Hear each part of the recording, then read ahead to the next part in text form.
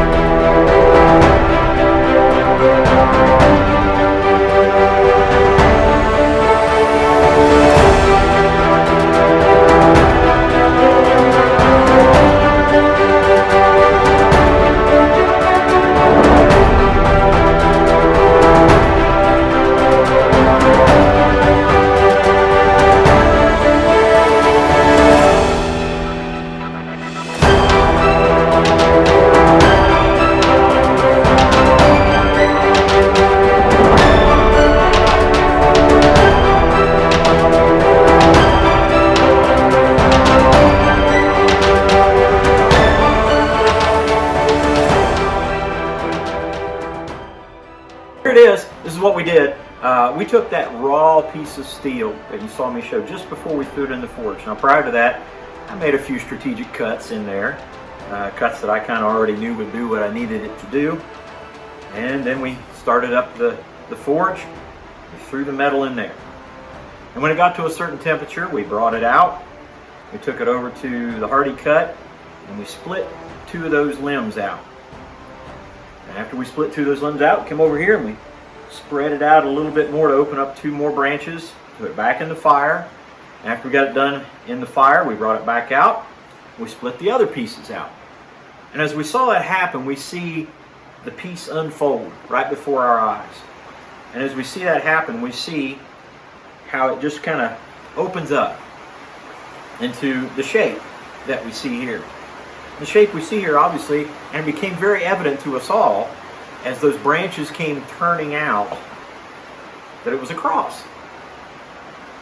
And so we have to ask ourselves the question, at some point in time, when did the cross become evident to us? And as the cross becomes evident to us, we notice some things about it.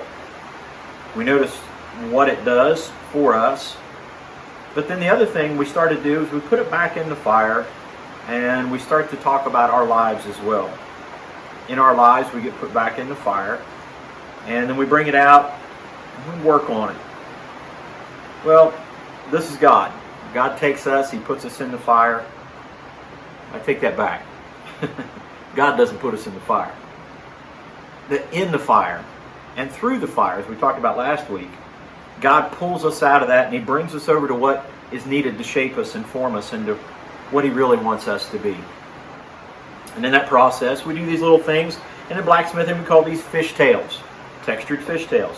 So if you look at it, see if it's still hot, you can just kind of see. It looks a little bit like a fish tail with scales on it there. So we took our hammer and we made these little fish scales, just kind of splaying out the ends of the branches of the cross a little bit. And so then we started in each and every one. We had to work our way through that. Well, there goes our life as well, right?